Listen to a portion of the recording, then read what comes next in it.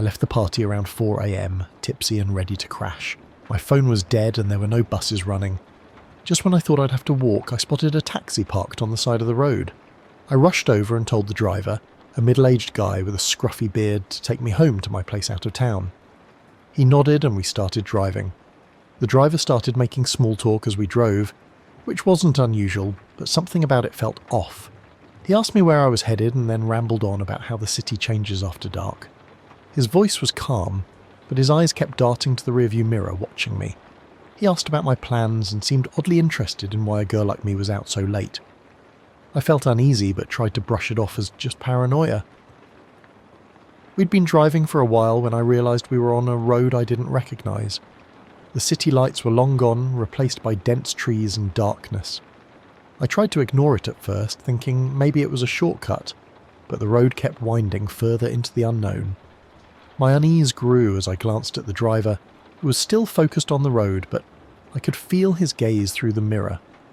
I tried to make small talk to ease the tension, but his responses were odd. "Do you always drive this route?" I asked, trying to sound casual. He chuckled, his eyes flicking to the rearview mirror. "Not usually, just wanted to see if you'd be up for an adventure." I forced a smile. "I just want to get home. Can we stick to the main roads?" He glanced back at me, his gaze lingering a bit too long. "Are you scared, sweetheart? Don't worry, I won't bite." The way he said it really freaked me out. As we drove deeper into the woods, the road turned to dirt and the trees pressed in closer. My heart raced as I noticed the driver didn't have any of the usual stuff taxis use to count fares. I might have been too drunk earlier, but now it hit me. This guy's up to no good. I needed to get out of here, fast. I scanned the area for any chance to escape. The car jolted to a stop on the dirt track. The driver got out and locked the back doors before heading to the trunk. My heart pounded as I saw him pull out a rope. I grabbed my sharp heels, thinking they might be my only chance. If I could stab him with them, maybe I could stop him long enough to escape. I tightened my grip, waiting for the right moment. As the driver came back toward the car, I waited for him to get close. With a deep breath, I lifted one of my sharp heels and lunged. I managed to jab him in the side before he could react. He staggered back, cursing and clutching his side. I scrambled out of the car and sprinted down the dirt track, praying for an escape route. I ran barefoot, clutching the one heel through the rough dirt, my heart pounding. The night was dark and quiet, and my feet felt every stone and twig. I kept my eyes on the main road, hoping to see headlights or any sign of life. As I reached the road, I spotted a pair of headlights in the distance. I waved frantically, praying they'd see me. I scrambled into the car, desperately trying to explain what happened. The driver, clearly plastered, barely seemed to understand. I told him to call the cops, but he just nodded and took a swig from his bottle. To my horror, he turned the wheel and drove straight into the dirt path where the taxi had gone. I felt my stomach drop as we headed deeper into the woods. As the drunk driver drove down the dirt road, I saw the rapist darting for cover as our car's headlights flashed over him. He froze, clearly shocked to see another car here. I tried to stay calm, hoping the drunk driver would listen. "Hey, we need to get help," I said, trying to sound more urgent than panicked. The drunk driver, swaying a bit in his seat, squinted at me and mumbled, "Help? Why?" I pointed to the rapist's car blocking the path and explained that it might be dangerous out here. He finally noticed the car and grumbled, "Oh man, what a mess." Then, instead of turning back or calling for help, he decided to get out and see if he could move the rapist's car himself. Stumbling out of the car, he started fiddling with the car keys, clearly not understanding the gravity of the situation. My heart pounded, realizing that while he was busy, the rapist could be out there waiting, and I was still trapped in the car. I fumbled with my phone, trying to dial 911 as quietly as possible. My hands were shaking, but I managed to get through. 911, what's your emergency? The operator asked. I took a deep breath. "Hi, I'm stuck in a car on a dirt road. There's a guy in the woods who's been following me, and a drunk driver is here too. Please send help." The operator asked a few questions, which I answered as best as I could while keeping an eye on the woods. I could hear the drunk driver mumbling and clinking things around outside, but he wasn't making much progress with the rapist's car. I stayed in the car, hoping that if the rapist came back, I'd be safe inside. I kept glancing nervously at the woods, waiting for any sign of movement or the arrival of the police. The sound of sirens finally pierced the night, and I felt a rush of relief. Police cars and an ambulance arrived, their flashing lights cutting through these darkness. The The drunk driver seemed to snap out of his daze and watched as the officers approached. I stayed in the car, keeping my phone close and my eyes on the woods. The police quickly found the rapist hiding in the trees. He put up a fight, but they managed to subdue him. One officer came over to my car, checking to make sure I was okay. I told them everything that had happened, and they assured me I'd be safe now. The drunk driver was taken into custody too, since he was clearly too impaired to drive. As I was escorted to the ambulance to be checked out, I saw the rapist being led away in handcuffs. It was over, and I was finally able to breathe a little easier. The worst night of my life was finally coming to an end.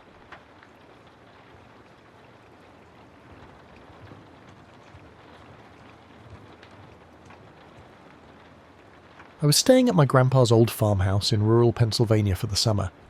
One day, while exploring the attic, I stumbled upon an old Ouija board covered in dust. The planchette was still in its place, and the board looked ancient. My curiosity got the better of me. I set it up on the living room table, thinking it would be a fun prank, but something felt off. That night I invited my cousin Emma over to try the Ouija board with me. We sat in the dimly lit living room, the only light coming from a flickering lamp. Emma was sceptical, but I convinced her to give it a shot. We placed our fingers on the planchette and asked if anyone was there. The room was eerily quiet, and then the planchette started to move on its own. The planchette slid across the board, spelling out HELP. Emma and I exchanged nervous glances. I asked, "Who needs help?" The planchette jerked to GRANDPA. My heart skipped a beat. Grandpa had been dead for years. I felt a cold shiver run down my spine. Emma looked pale, and I could see her hands trembling. We decided to end the session, but the board had other ideas. Just as we were about to pack up the board, a loud bang echoed through the room. Emma and I froze, our eyes wide in terror. The noise sounded like it came from right behind us. We didn't wait to find out what it was. We grabbed our stuff and sprinted downstairs, shouting for Grandma. "We need to leave this place now!" I yelled, hoping she'd understand our panic. Grandma just shook her head as we begged her to leave. "You kids are being dramatic," she said firmly. "There's nothing here but old games and memories. I'm not going anywhere. Your mother will be here soon enough. You can stay and play with Grandpa's things if you're so set on it." Her stubbornness was infuriating. Emma and I exchanged worried glances, knowing we had to stay until Mum arrived. We tried to stay calm as Grandma's anger flared. "Why won't you just listen?" she snapped. "There's nothing here." We decided to stick by her side, hoping that if she saw the ghostly happenings, she'd finally understand. Emma and I settled near Grandma, determined to stay put. The ghost could act up all it wanted. As soon as Grandma witnessed it, we'd all leave together. The Ouija board suddenly appeared on the living room table right next to the kitchen where Grandma was. Emma and I were completely freaked out, but Grandma just brushed it off. "You must have moved it here," she said, clearly not believing us. We tried to explain, but she was adamant. Her stubbornness was maddening, but we couldn't give up now. While Grandma was fussing with the old alarm clock in another room, Emma and I waited anxiously. It took her what felt like forever, around 5 minutes, to finally shut it off. We could hear her muttering about how odd it was as she came back to the kitchen. Meanwhile, we decided to check out some of the other rooms in the house, hoping to find something that could explain the weirdness. As Grandma came back to the kitchen, she immediately noticed the floor covered in olive oil. Her face turned red with anger. "What have you two done?" she yelled. "Did you think it would be funny to spill my oil? I'm not having this!" She grabbed our ears and twisted them, scolding us for being 16 and acting like children. Fuming, she dialed Mum and demanded she come and pick us up immediately. We tried to explain to Grandma about the Ouija board and the weird stuff happening. "Grandma, you have to believe us. The Ouija board moved by itself and we heard noises." But she just glared at us, shaking her head. "You're making excuses for being reckless," she snapped. "I'm not interested in your stories. Just clean up the mess and wait for your mum." After we cleaned up the oil, Mum arrived looking furious. "What on earth were you thinking spilling Grandma's oil?" she snapped. "You could have seriously hurt her if she slipped." We tried to explain about the Ouija board and the ghost, but she just shook her head. "Enough with the excuses. Clean up your mess and let's go." So, we left Grandma in the house, knowing we triggered something serious. No one believed us, and we could only hope Grandma would stay safe.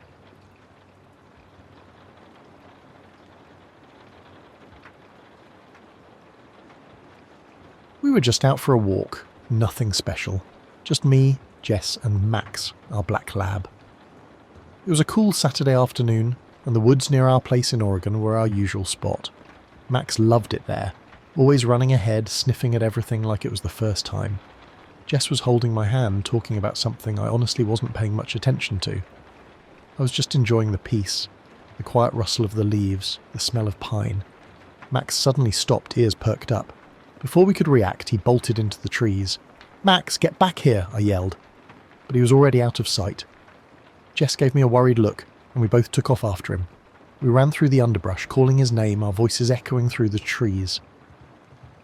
But Max didn't come back. We searched for what felt like hours, the sky darkening above us. Panic started to set in. Jess kept saying, "He never runs off like this," over and over, like if she said it enough it would make him reappear. But it didn't. Then we found him.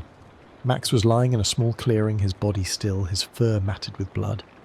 Jess let out a small, choked scream and fell to her knees beside him. I stood there, stunned, trying to process what I was seeing. There was no sign of what had done it. No tracks, no sounds, just Max, lifeless. I knelt down beside Jess, trying to comfort her, but she was inconsolable. My mind was racing, trying to figure out what could have killed him so quickly, so brutally. A wild animal? But we would have heard something. A person? But why? As I looked up, trying to get my bearings, I noticed something through the trees. About 70 meters away, there was a small cabin, barely visible in the fading light. It looked old, almost abandoned, but something about it made me feel uneasy. I felt this wave of anger surge through me, stronger than the fear.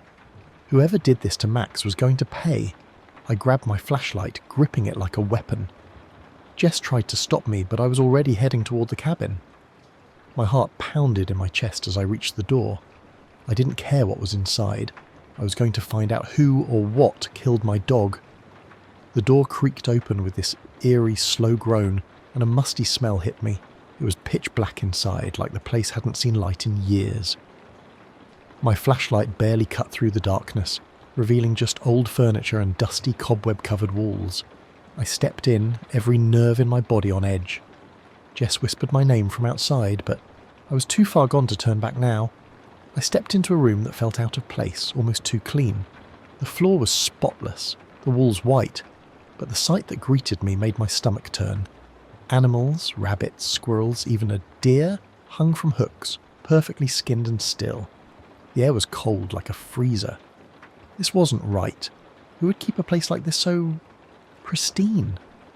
A chill ran down my spine as I realised how out of my depth I was. As I stood there trying to make sense of it all, one of the animals twitched. My heart nearly stopped. I stared at the deer's leg, convinced it had just moved. I held my breath, waiting, but nothing happened. Maybe it was just my mind playing tricks, but what if it wasn't? I needed to get out of here, but something kept me rooted to the spot, like I was missing something important. I noticed a small camera tucked into the corner of the ceiling, its lens pointed directly at me. Someone was watching. The realization hit me like a ton of bricks. I needed to act fast. Glancing at the twitching animal, I couldn't leave it like that. I grabbed a knife from a nearby table and cut the rope, freeing it from the hook. Then I bolted out of the room, my mind racing. I had to find Jessica, she could be in danger. As I left the cabin, clutching the bloody knife, I heard a soft whimper behind me. The freed animal, a small deer, was struggling to stand. Its legs were shaky, but it managed to lift its head and looked at me with frightened eyes. I felt a pang of guilt as it tried to move, but collapsed back onto the ground. It was clear it wouldn't make it far on its own. As I left the house, I saw Jessica stumbling toward me, her face pale and eyes wide with fear. She looked like she'd been running for ages. As she reached me, she practically collapsed into my arms. "We need to get out of here," she gasped. I nodded, my heart pounding, and we both turned back towards the main road, glancing over our shoulders for any sign of danger. Jessica's hands were shaking as she told me what she'd seen. "He was heading straight for the dog's body," she said, her voice barely a whisper. I hid when I heard him coming, but I saw him approach the body and he was just staring at it. He looked angry and almost pleased. He didn't see me, though. I got a shiver down my spine. The thought of that man being so close to us and so fixated on the dog made my stomach churn. "We have to get out of here now," I said, gripping her hand tightly. We started moving quickly, hoping to make it back to the road before he came looking for us. We finally got out of there, shaking and trying to keep it together. Once we were safely in the car, we called the police and told them everything. They listened seriously, especially since the dog had been killed. When they arrived, they searched the cabin and the surrounding area, but found no trace of the man. They took our statements and promised to investigate further. Despite their reassurances, we couldn't shake the feeling of dread. The cabin, the man, and the brutal end of our dog would haunt us forever, and the unanswered questions about what really happened in those woods left a dark shadow over our lives.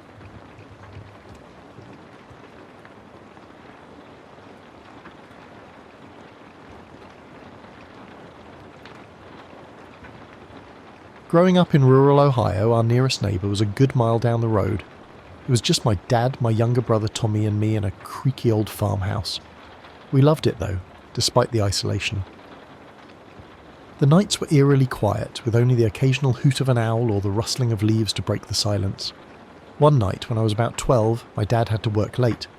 He was a truck driver and wasn't expected back until well past midnight. It was just me and Tommy, who was 8 at the time. We were watching some cartoon reruns, huddled under a blanket on the couch in the living room, when the power suddenly went out. The TV flicked off, plunging the room into darkness. The only light came from the faint moonlight streaming through the windows. Tommy squeezed my arm and asked if we should get the candles. I was trying to stay calm for his sake, so I told him to stay put while I went to the kitchen to grab them. As I was searching the drawer for the matches, I heard a noise from the living room, a soft tapping sound. I figured it was just a branch against the window. But when I walked back into the room, Tommy was standing up, staring at the window with wide eyes. "Tommy, what's wrong?" I asked, trying to keep my voice steady. He pointed at the window. There was a face. I laughed nervously, thinking he was just trying to scare me. "Stop messing around, Tommy. There's no one out there." But he insisted. I saw it. A man's face right outside the window. My heart started to pound. Our house was in the middle of nowhere, surrounded by fields and woods. If someone was out there, it wasn't by accident. I walked over to the window, hesitated for a moment, then slowly peeked through the curtains. The yard was empty, just shadows cast by the trees. I let out a breath I didn't realise I was holding. "See? Nothing out there," I said, trying to sound confident, but my hands were shaking. Tommy didn't look convinced, and truth be told, neither was I. I locked the front door and checked all the windows to make sure they were secure. Afterward, I brought Tommy to my room, where we huddled together under the covers, listening to every creak and groan of the old house. We eventually fell asleep, but it was restless. Every little sound made me jolt awake, expecting to see that face Tommy swore he saw. The next morning, when Dad got home, we told him what happened. He shrugged it off, saying it was probably just a trick of the light or maybe Tommy's imagination. But he agreed to check outside just in case. That's when he found it. In the dirt right below the living room window, there were 2 clear footprints, large and fresh. Whoever they belonged to had been standing there, just as Tommy had said, watching us through the window. And then they'd vanished without a trace. From that night on, I couldn't stop thinking that we were never really alone in that house.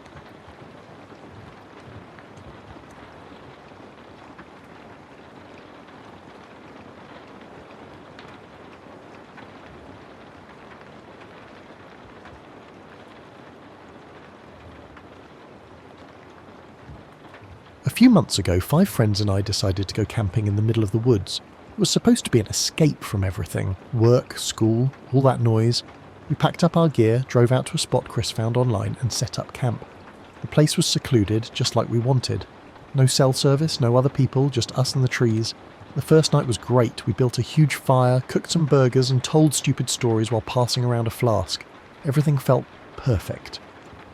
Around midnight, we decided to call it a night. We split into 3 tents, Chris and I in one, Rachel and Jessica in another, and Marcus and Tom in the last. I woke up to a sound I couldn't place. It was like something was moving just outside the tent, slow and deliberate. Chris was dead asleep, so I figured it was probably just some animal and tried to ignore it. But then I heard it again, closer. I nudged Chris awake and he groggily asked what was wrong. I told him I heard something outside, but he just laughed it off and told me to go back to sleep. But I couldn't. I kept hearing that sound, like Someone, or something, was circling our campsite. I felt uneasy, so I slowly unzipped the tent just enough to look outside. The fire was dying down, but it still lit up the area with just enough light to see. I scanned the campsite, trying to figure out what was making me feel so on edge. Then I saw it. Something moving between the trees. It was tall, kind of human-shaped, but there was something off about it. It was too dark to make out any details, but I knew it wasn't an animal. I squinted, trying to get a better look, but it slipped behind a tree and vanished. My heart started racing. I quickly ducked back into the tent, pulling the zipper shut as quietly as I could. Chris was still sleeping next to me, totally unaware. I thought about waking him up, but what if that thing was still out there? What if it heard us? I couldn't just ignore what I saw, so I quietly crawled out of the tent, trying not to wake anyone. The night air was cold and everything felt too quiet, like the woods were holding their breath. I made my way over to where I saw that thing move. As I got closer, I noticed some weird black hairs stuck on a low branch. They were thick and coarse, nothing like I'd seen before. A shiver ran through me as I picked a few of them off the branch. Whatever this thing was, it wasn't something normal. I knew I had to wake everyone up. I rushed back to the tent and shook Chris awake, then moved on to Jessica, Rachel, Marcus and Tom. "Guys, wake up! There's something out here, and I found these weird hairs. I'm not messing around. We need to be careful," I whispered urgently, trying to keep my voice steady. Everyone kind of brushed it off, like I was overreacting. Chris laughed it off, saying it was probably just a raccoon or something. Rachel rolled her eyes and told me to stop trying to scare them. Marcus was half asleep and just mumbled something about it being nothing. Even Jessica, who looked a little nervous, tried to calm me down, saying it was probably just a wild animal. Tom, of course, thought it was all a prank. So, we all crawled back into our sleeping bags, but I couldn't shake the uneasy feeling. Everyone else seemed to drift off pretty quickly, but I just lay there, staring at the tent's ceiling. Every little noise outside had me on edge, and I kept replaying what I saw in my head. The hairs, the movement, something wasn't right. I couldn't relax, and sleep felt like it was a million miles away. In the morning, we all crawled out of our tents, groggy and stiff. I didn't sleep much, but at least it was daylight now. As we started moving around, getting stuff ready for breakfast, Rachel noticed something. "Hey, where's the cooler?" she asked, looking around. We all started checking the area, but it was gone. The cooler with all our food in it was missing. Marcus cursed under his breath and kicked at the dirt. "Damn it, someone probably snuck in while we were asleep," Chris said, frowning. "I told you I heard something last night," I said, feeling a mix of relief and frustration that it wasn't just in my head. Tom shrugged. "Probably some thief. Could have been a hiker or someone who saw our fire and figured they'd help themselves. We should have been more careful." Everyone agreed we'd have to be on our guard for the rest of the trip, but the thought of a thief sneaking around while we slept didn't sit right with me. It didn't feel like the whole story. We decided to tough it out and stay another night, even though losing the cooler really messed things up. Dinner wasn't exactly gourmet. We had some granola bars, chips, and whatever else we had stashed in our backpacks. The drinks we had left were warm, but at least it was something. The mood was a lot more tense, though. Everyone was on edge, especially as the sun started to set. No one really wanted to talk about it, but you could tell we were all thinking the same thing. What if whoever, or whatever, took the cooler came back? We tried to make the best of it, joking around a bit and pretending like it wasn't a big deal. But it wasn't the same. Every little noise in the woods had us all glancing around nervously. When it was time to turn in, I knew I wasn't going to get much sleep again. The whole situation just felt off. Chris and I were lying in our tent, barely asleep, when we heard this weird scratching noise. It sounded like something was digging around. At first we thought it was an animal, but then we felt dirt starting to fall on us from above. It was like the walls of the tent were getting pelted with dirt. We both shot up, totally freaked out. I unzipped the tent and we stumbled out into the cold night. We saw this shadowy figure darting away into the trees. It was covered in black fur and looked almost human, but not quite right. I've never seen anything like it. Next, we noticed the ground nearby had been dug up. The dirt was all scattered around, and it was clear something or someone had been messing around. Chris and I exchanged worried glances. We quickly headed over to the other tents to wake up Rachel, Marcus and Tom. They looked just as shocked as we were when we told them what happened. The girls were absolutely freaking out. Rachel and Jessica were crying and clutching each other. They kept saying they couldn't handle whatever we'd seen and wanted to leave right then and there. Marcus and Tom tried to calm them down, but it was clear they were not having any of it. We all agreed it was best to pack up and get out. The mood was tense as we scrambled to get our stuff together. Everyone was moving fast, trying to avoid looking in the direction of the trees where we'd seen that creepy figure. I couldn't blame them. I was feeling pretty shaken up myself. As we drove away, I kept glancing back at the woods, half expecting to see that black-haired creature watching us from the trees. The car ride was silent, everyone lost in their own thoughts. We made it back to town. None of us talked about it much. We were all just relieved to be out of there. The next few days were spent trying to shake off the experience. Even now, whenever I'm out camping, I can't help but think of those black hairs and that figure in the woods.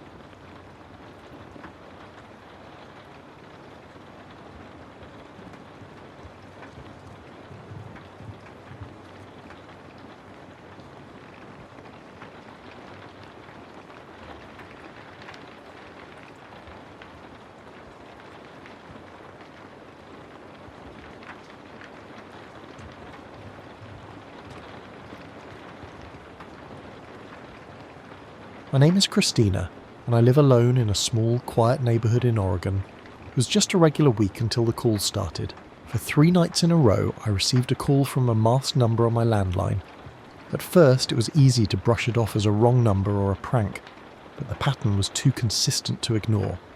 Each night, as soon as I picked up the receiver, all I heard was heavy breathing, nothing more. Just that awful, ragged sound that made my skin crawl. I tried to stay calm and rational. Maybe it was some twisted prank or a scam artist trying to mess with me. But the calls came at the same time every night, around midnight. The timing felt deliberate, like someone was trying to unsettle me. On the 3rd night, I decided enough was enough. I let the phone ring out, hoping that would end it. I figured if they really were trying to scare me, maybe they'd get bored if I didn't answer. I went to bed, but sleep didn't come easy. My mind kept replaying the heavy breathing. I found myself constantly checking the time. Around 3 a.m, I was jolted awake by a loud crash. My heart pounded as I realised it sounded like glass shattering. I froze, listening intently. The noise came from downstairs. Every creak of the floorboards made me flinch. I knew I had to act quickly. I grabbed my phone and dialed 911 with shaking hands. I locked my bedroom door and sat on the bed, trying to keep my breathing steady. The dispatcher assured me that help was on the way, but it would take some time. I was alone and terrified. The house was eerily quiet for what felt like forever. My anxiety was through the roof, and every little sound outside seemed magnified. I could hear footsteps moving around the house, getting closer to my bedroom. My heart raced as the footsteps stopped right outside my door. Then I heard the first thud against it. The intruder was trying to force it open. I grabbed the bedside lamp, clutching it like a weapon. My fingers were slick with sweat, and I could barely hold on to it. I kept as quiet as possible, praying the intruder wouldn't hear me. The banging grew more frantic, and I could hear the intruder grunting with effort. Suddenly, the door burst open. A figure stood in the doorway wearing a balaclava that covered their face. I swung the lamp with all my strength, connecting with a sickening thud. The intruder stumbled back, cursing under their breath. The figure's eyes were wide with shock and anger. In a panic, the intruder turned and fled. I heard the front door slam and the sound of footsteps running away. I waited for what felt like an eternity before the police arrived. They came in, searching the house and taking statements. I was shaking, trying to explain everything that had happened. The police found evidence of the intruder's escape, but not much else. They assured me they'd increase patrols in the area. As I sat on the couch trying to calm down, the full realization hit me. The phone calls weren't just a prank. They were a way to make sure I was home. If I had answered, it meant I was there. The thief had used the calls to check if I was alone and at home before breaking in. It was a chilling realization that made my blood run cold. The next few days were a blur of fear and paranoia. I stayed with friends and had all the locks changed. I even installed a security system. Every time the phone rang, my heart would skip a beat, and I'd have to remind myself it was just a regular call. The idea that someone had been planning this and watching me was terrifying. I tried to return to some sense of normalcy, but the fear lingered. I became hyper-vigilant, checking the locks and windows multiple times a day. The calls never came again, and the police never caught the thief. But the memory of that night and the realization that I had been targeted stayed with me. It was a hard lesson to learn. Sometimes, what seems like a harmless prank or a strange coincidence can be something far more sinister. The calls weren't just a nuisance, they were a carefully orchestrated plan to make sure I was alone. And the thought of what could have happened if I hadn't acted quickly still haunts me. Now, every time I hear a phone ring, my heart races, and I can't help but remember that night. I try to push the fear away, but it's always there, lurking just beneath the surface. I hope that by sharing this story, others will take a moment to think about the seemingly insignificant things that might actually be part of a larger, more dangerous plan.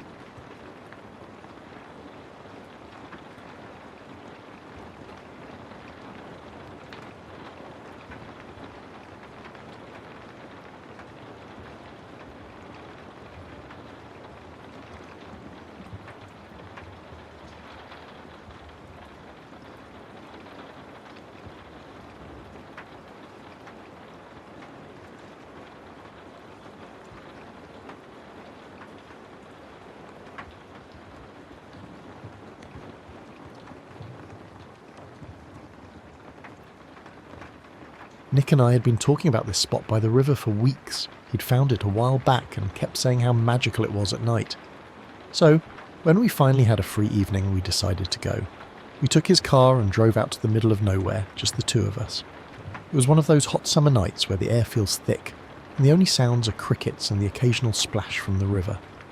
We parked the car and walked down to the water. The moon was full, reflecting off the river, making everything look silver and kind of unreal. We sat down by the edge of the water, just listening to the night.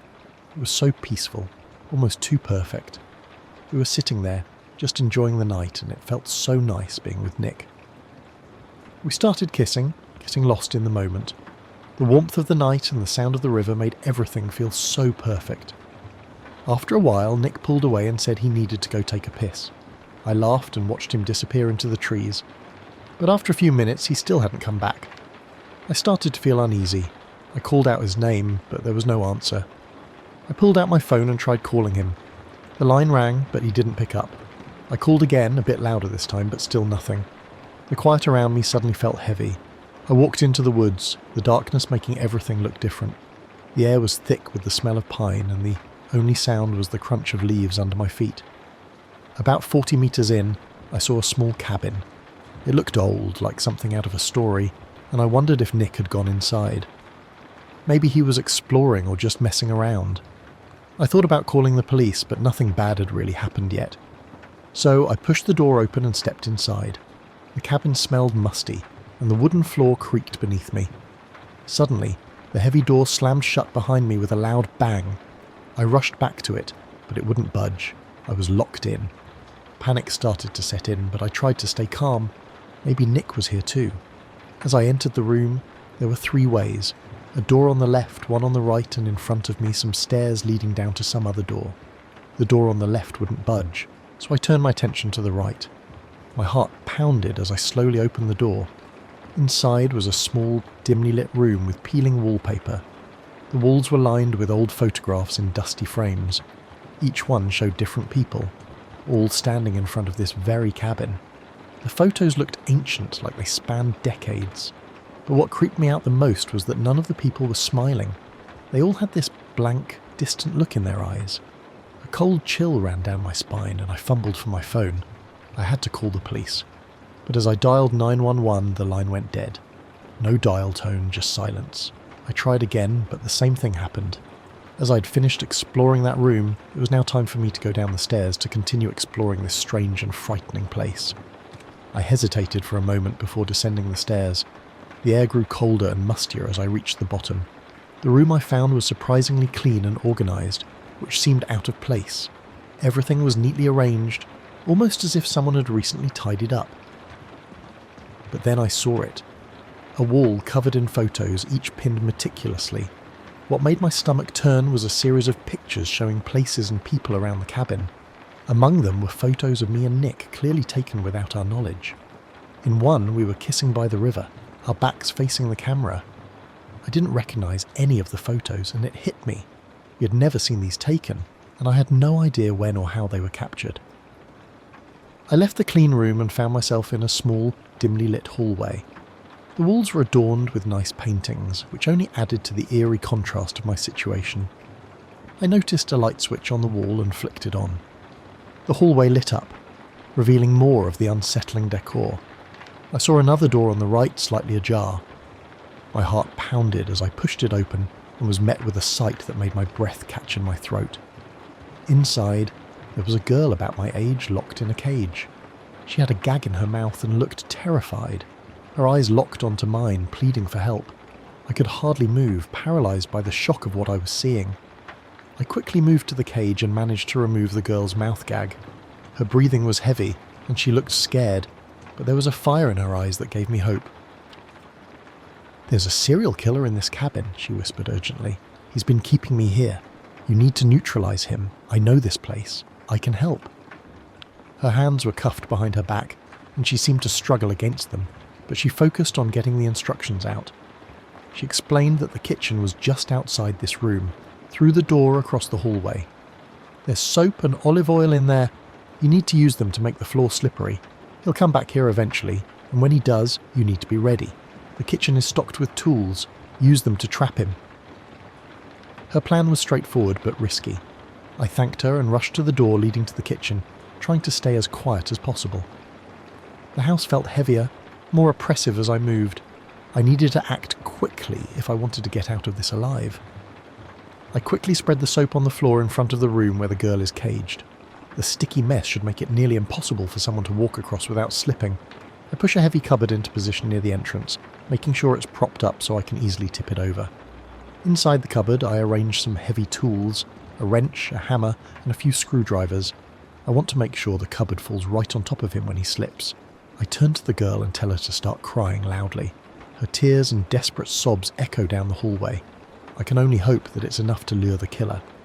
I hide behind the cupboard, clutching a heavy pan ready to swing it as soon as he stumbles in. Minutes tick by slowly. The girl's cries are heartbreaking, and I can hear her sobs growing more desperate. My heart races as I wait for the killer to arrive. Suddenly I hear the creak of the door and the sound of someone entering the hallway. I hold my breath and keep my eyes fixed on the entrance, waiting for the moment of truth. The moment I hear the door creak open, I grip the cupboard and hold my breath. I watch the killer step cautiously into the hallway, his eyes scanning the area. As soon as his foot hits the soap, he begins to slip. His face twists in confusion as he tries to regain his balance, but it's too late. I shove the cupboard hard and it crashes down on him with a loud thud. I rush out from behind my hiding spot, swinging the pan with all my strength. It connects with a sickening thud and he crumples to the ground. For a second he twitches, but then he lies still. I quickly check his pockets and find a set of keys. I rush back to the cage and unlock it, freeing the girl. She stumbles out, tears of relief streaming down her face. "Thank you," she whispers, her voice trembling. The killer, who looks to be around 50 years old, lies unconscious under the fallen cupboard. Kate, the girl I just freed, looks both relieved and terrified. I quickly grab some rope I find in a nearby closet and secure the killer's wrists and ankles. I'm not taking any chances. With him bound, I feel a little safer. I hand Kate the set of keys I took from the killer and show her the one that looks like it might be for the cabin's main door. "Here, take this. Get out, call the police with my phone and get help," I say, my voice urgent. Kate takes the key and nods, her face a mix of gratitude and fear. "Thank you. I don't know where your boyfriend is, but he might be locked up somewhere in the cabin. The killer has multiple rooms," she explains as she heads toward the door. Before she leaves, I ask her, "Do you have any idea where Nick might be?" Kate shakes her head. "I'm not sure, but he could be in one of the locked rooms. The cabin is huge and creepy. Just be careful." With Kate heading out, I'm left alone with the killer. I take a deep breath and start searching the cabin, hoping to find any clue about Nick's whereabouts. I rush into the main room, my heart pounding. There, sprawled on the floor, is Nick. His head is bleeding and he's unconscious but breathing. I kneel beside him, shaking him gently. "Nick, wake up! Please wake up!" I plead, but he doesn't stir. I keep shaking him, my hands trembling, trying to wake him up. Just as I'm about to panic, I hear sirens in the distance. The sound grows louder and I know help is arriving. Relief floods through me. I continue to try to rouse Nick until the police burst into the room. They quickly assess the situation and take over. I A couple of officers tend to nick while others begin searching the cabin. I'm told to step outside and wait. I watch as paramedics load Nick onto a stretcher and into an ambulance. My heart aches to see him so vulnerable, but I know he's in good hands now. While the police continue to investigate the cabin, I sit on the grass outside, the cool night air finally calming my nerves. The sight of the cabin, now illuminated by flashing police lights, seems to cast an eerie glow. I realise I'm finally safe, but the horror of the last few hours is still fresh in my mind. The cabin is swarming with officers as they comb through it for evidence. I'm told they'll have questions for me later, but for now, I'm just glad that Nick and I are safe, and that the nightmare is finally coming to an end. The police finish their investigation, and I'm finally allowed to leave. I head to the hospital to be with Nick, who's now stable but still unconscious. The doctor tells me he's got a concussion but should recover with time. I stay by his side, relieved that he's out of immediate danger. Over the next few days, the news breaks out. It turns out the cabin was a nightmare beyond anything I imagined. Authorities discover that the cabin was a hideout for the serial killer who had been terrorising the area for years. They find a horrifying scene inside. Numerous hidden rooms, each filled with more cages and evidence of other victims. The police uncover multiple bodies, some fresh and others long deceased, all hidden away in various parts of the cabin.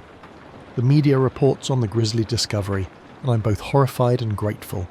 Horrified by the reality of the killer's crimes, and grateful that Nick and I escaped before it was too late.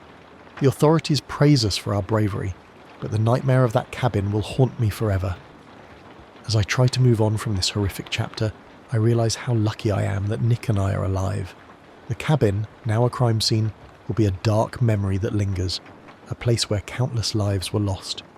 For us, the nightmare is over, but the shadow of what happened there will stay with us forever.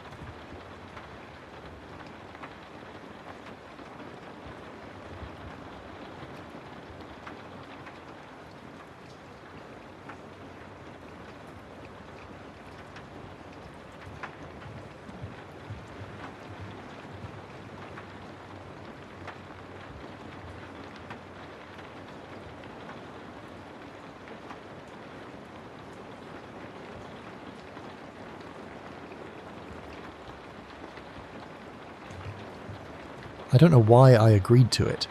Maybe it was the extra cash, or maybe it was just because Kyle dared me. Either way, I found myself signing up for the graveyard shift as a security guard at Ridgewood Cemetery. It's not like I had anything better to do. It was supposed to be easy money, just sitting in the small guard shack by the entrance, doing a couple of patrols, and making sure nobody messed around after dark. Ridgewood Cemetery is old, like really old. The headstones are weathered and cracked, and some of the names on them have completely worn away. It's the kind of place where the trees seem to whisper to each other, and the wind always seems to blow just a little bit colder. I'd heard the stories about Ridgewood, about strange noises and ghostly figures seen wandering between the graves, but I didn't believe in that stuff. I'm not superstitious, just a regular guy from upstate New York who needed to make rent. My first night on the job was uneventful. The cemetery was dead quiet, no pun intended. I did my rounds, walking through rows of graves with nothing but the sound of my footsteps and the occasional hoot of an owl. The beam of my flashlight cut through the darkness, revealing nothing but old stones and twisted tree branches. I didn't feel scared, just a little bored. After a couple of hours, I went back to the shack and settled in with a thermos of coffee and a book. Kyle had given me some crap about it, saying I'd freak out the moment the sun went down, but I wasn't buying it. The night passed without incident, and by the time my shift ended, I was ready to do it again. Easy money. The second night was much the same, a quiet patrol, more coffee, more boredom. I figured the stories were just that, stories, until the third night. It started like any other. I clocked in, grabbed my flashlight and started my patrol. The cemetery was just as dark and quiet as before, but something felt different. The air was heavier, the silence thicker. I tried to shake off the feeling, telling myself it was just my imagination. But as I walked past an old mausoleum near the back of the cemetery, I heard something. At first I thought it was the wind, but it wasn't. It was a soft, muffled sound, almost like crying. I stopped, shining my flashlight in the direction of the noise. There was nothing there, just rows of headstones and the old stone structure. The crying continued, just on the edge of my hearing. It was faint, but unmistakable. I told myself it was probably just some animal. A raccoon or a stray cat, maybe. But as I stood there listening, I couldn't shake the feeling that it was something else. The sound was too human, too full of pain. Against my better judgment, I followed it. The sound led me deeper into the cemetery, past graves that looked like they hadn't been visited in decades. The crying grew louder, more distinct, but I still couldn't see anyone. My heart was pounding in my chest, and I had to keep reminding myself to breathe. I wasn't scared, I told myself, just curious. But deep down, I knew that was a lie. Finally, the sound led me to an old, overgrown section of the cemetery. The headstones here were older than the others, some of them little more than crumbling pieces of stone. My flashlight flickered and I cursed under my breath, smacking it against my palm to keep it on. The crying had stopped, leaving me in an eerie silence. I was just about to turn back when I saw it. A figure, standing between two of the old graves. My first thought was that it was someone messing with me. Maybe Kyle had decided to play a prank. But as I shined my light on the figure, I realised it wasn't Kyle. It wasn't anyone I knew. The figure was a woman, dressed in a long, tattered dress that looked like it was from another century. Her hair was long and dark, hanging over her face. She was standing still, facing one of the graves, her back to me. My stomach dropped. There was no way someone like her could have gotten in without me noticing. "Hey!" I called out, my voice shaky. "You're not supposed to be here!" She didn't move. I took a step closer, my heart in my throat. My flashlight flickered again, and for a moment I was plunged into darkness. When the light came back on, she was gone. The space where she'd been standing was empty, the only sound my own ragged breathing. I stood there for what felt like forever, trying to make sense of what I'd just seen. There was no way she could have just disappeared like that. I shined my flashlight around, searching for any sign of her, but there was nothing. Just old graves and dead leaves. I didn't finish my patrol that night. I went straight back to the shack, locked the door, and sat there until my shift ended. I didn't tell anyone what I'd seen. I knew how it would sound, a rookie security guard scared out of his mind by an old cemetery ghost story. But I knew what I'd seen, and I knew I wasn't going back to that part of the cemetery again. The next few nights were quiet, but I couldn't shake the feeling that something was wrong. Every time I passed the mausoleum, I half expected to hear that crying again, or see the woman standing between the graves. But there was nothing. The cemetery was just as it had always been, silent and empty. I started sleeping with the light on, something I hadn't done since I was a kid.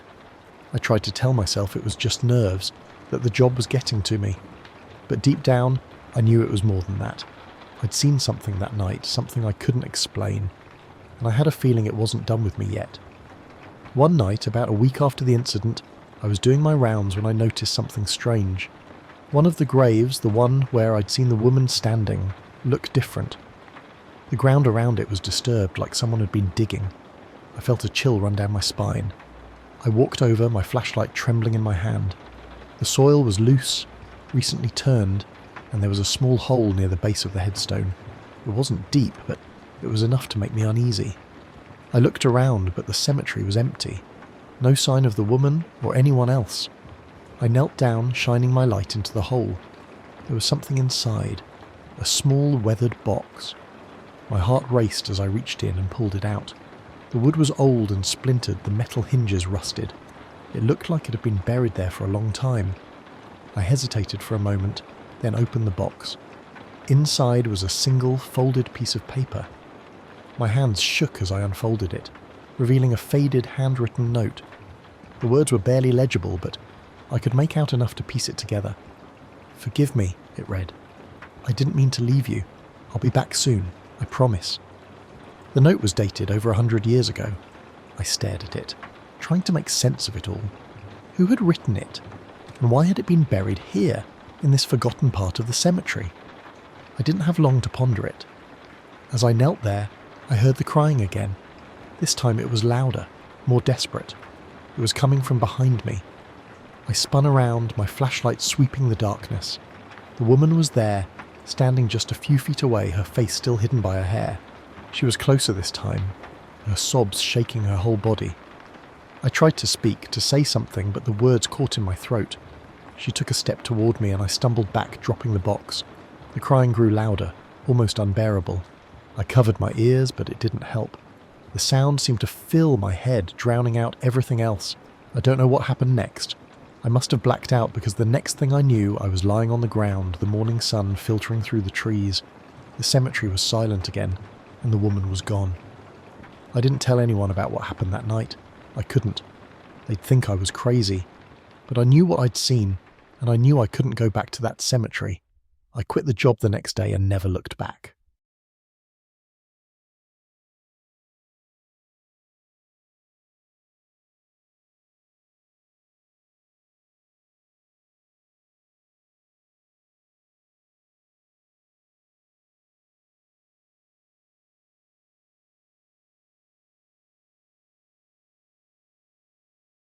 It was a super hot night in the middle of July, and even though it was dark, it felt like the heat was sticking to us. We were all outside a big, comfy house in Arizona, trying to make the most of summer. The house belonged to Maddie's parents, and they were away for the weekend, so we had the whole place to ourselves. There were 5 of us: me, Riley, Maddie, her little brother Jake, Alex, and Sarah. We had set up a fire pit in the backyard, even though we didn't really need it for warmth. It was more for the marshmallows and the spooky vibes. We were sitting in a circle around the fire, laughing and telling stories. The desert stretched out behind us, dark and mysterious. Maddie was in the middle of telling us a ghost story she'd heard from her older cousin, something about a ghost cowboy who roamed the desert at night, looking for his lost horse. Just as she got to the part where the cowboy's ghost appears, we heard a weird noise coming from the edge of the yard. It sounded like a low, whispering wind, but there wasn't any breeze. "What was that?" Jake asked, his eyes wide. "Probably just an animal," Alex said, trying to sound brave but not convincing anyone. We all went quiet, listening hard. The night was filled with the usual sounds of crickets and distant cars, but that whispering sound was definitely not normal. Sarah, always the curious one, stood up. "Let's go check it out," she said, grabbing a flashlight from the table. We all followed her, even though we were a bit scared. The beam of the flashlight cut through the darkness as we walked toward the edge of the yard. The whispering sound got louder, almost like it was calling to us. When we reached the fence, we stopped. On the other side, the desert stretched out, empty and dark, but then we saw it. A flickering light in the distance, like a lantern swaying back and forth. "What is that?" Maddie whispered. Before anyone could answer, the light moved closer, and we could see a figure holding the lantern. It was hard to make out any details, but it looked like a person dressed in old-fashioned clothes, like from the stories Maddie was telling. We decided to stay at the edge of the yard and watch the figure from a distance. None of us wanted to venture into the dark desert, especially with that creepy light swaying back and forth. We huddled together, our eyes glued to the figure. The figure kept moving closer, and we could see it more clearly now. It was definitely dressed like an old cowboy, with a wide-brimmed hat and long coat. The lantern in its hand swung gently, casting eerie shadows on the ground. "Do you think it's real?" Jake whispered, gripping Maddie's arm. "I don't know," Maddie replied, her voice shaky, "but it's getting closer." The figure stopped about 20 feet from the fence just outside the yard. It raised the lantern higher, and we could see its face, or at least where its face should be. There was nothing there, just darkness. It was like looking into a void.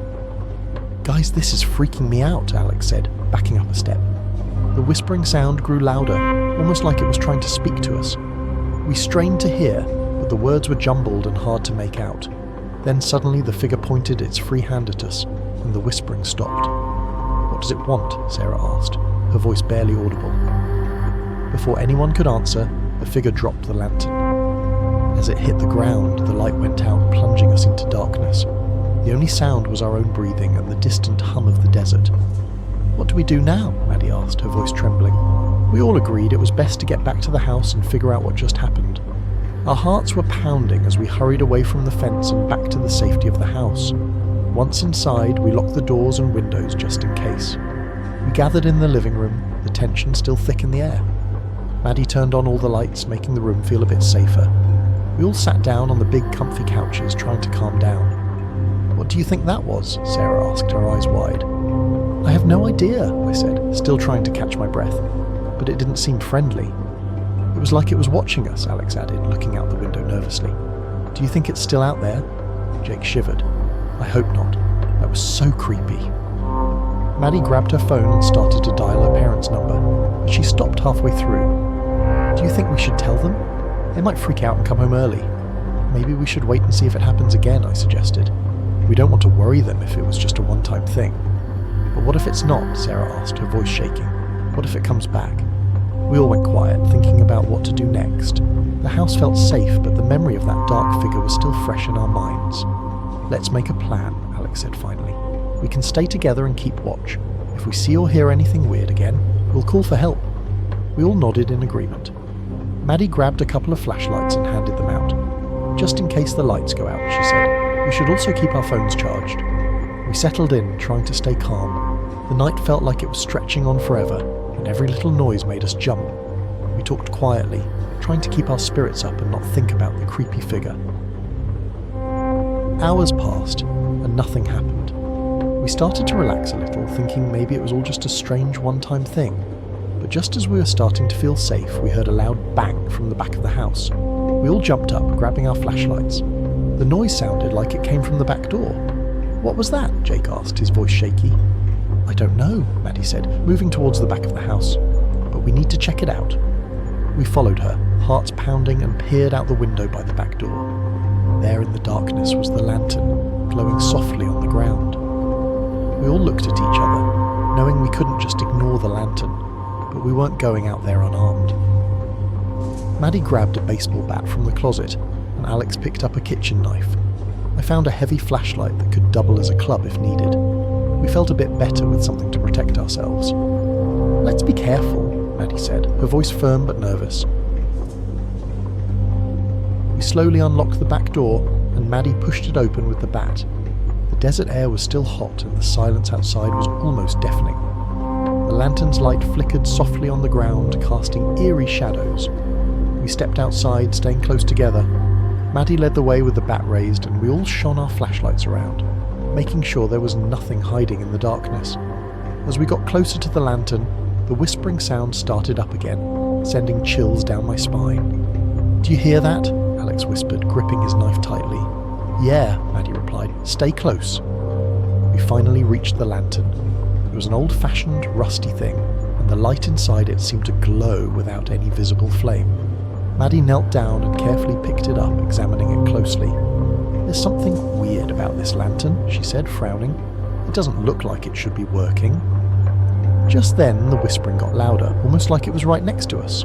We all spun around, shining our flashlights into the darkness, but we couldn't see anything. We need to get back inside, Sarah said, her voice shaking. This is too creepy. We started to head back towards the house when suddenly the lantern flickered and went out, plunging us into darkness. Panic set in as we scrambled to get back to the door. Maddie fumbled with the doorknob, and just as we got inside and slammed the door shut, we heard a low, rumbling growl from the yard. Breathing hard, we locked the door and backed away, our eyes wide with fear. The growling sound faded, but the feeling of dread remained. What was that? Jake asked, clutching his sister's arm. I don't know, Maddie said, her voice trembling, but I don't think it's safe here anymore. We gathered in the living room again, feeling more scared than before. The lantern was now dark, lying on the floor where Maddie had dropped it. We knew we had to do something, and fast. We knew we couldn't handle this on our own anymore. Maddie grabbed her phone and dialed 911, her hands shaking. 911, it's your emergency, a calm voice answered. Hi, we're at 1234 Desert Ridge Road. We're being stalked by something really strange. It's hard to explain, but we need help right away, Maddie said, trying to keep her voice steady. Okay, stay calm. Officers are on their way. Stay inside and lock all the doors and windows. Is everyone safe? The dispatcher asked. Yes, we're all safe inside the house, Maddie replied, her voice trembling. Good. Stay on the line with me until the officers arrive, the dispatcher said. We huddled together in the living room, Maddie's phone on speaker so we could all hear. The dispatcher kept talking to us, asking us questions to keep us calm. Minutes felt like hours as we waited for help to arrive. The house was silent except for the sound of our breathing and the distant hum of the desert night. Finally, after what seemed like forever, we heard the sound of sirens approaching. Red and blue lights flashed outside the windows and we all sighed in relief. 2 police officers knocked on the front door and Maddie let them in, still holding the bat. Are you all okay? One of the officers asked, looking around. Yes, but something really weird is happening, Maddie said. We saw this creepy figure with a lantern, and we heard strange noises. "The lantern's right there," she added, pointing to the old lantern on the floor. The officers exchanged a glance and walked over to the lantern. One of them picked it up, examining it closely. "This is an old miner's lantern," he said. "Looks like it's been out in the desert for a long time." "Weird things have been happening ever since we saw it," Alex said. "We heard whispering, and there was this creepy growling sound." The officers nodded, taking our story seriously. "We'll take a look around the property," the other officer said. "Stay inside and lock the doors behind us." We did as we were told, locking the doors and watching through the windows as the officers searched the yard and the edge of the desert. They moved carefully, shining their flashlights in all directions. After a thorough search, they came back to the house. "We didn't find anyone out there," one of the officers said, "but we did see some strange tracks leading into the desert. We'll report this and keep an eye on the area. It might just be a prank, but we'll make sure you're safe." "Thank you," Maddie said, her voice still shaky. If you liked these 9 horror stories, you can like this video and subscribe to this channel for more.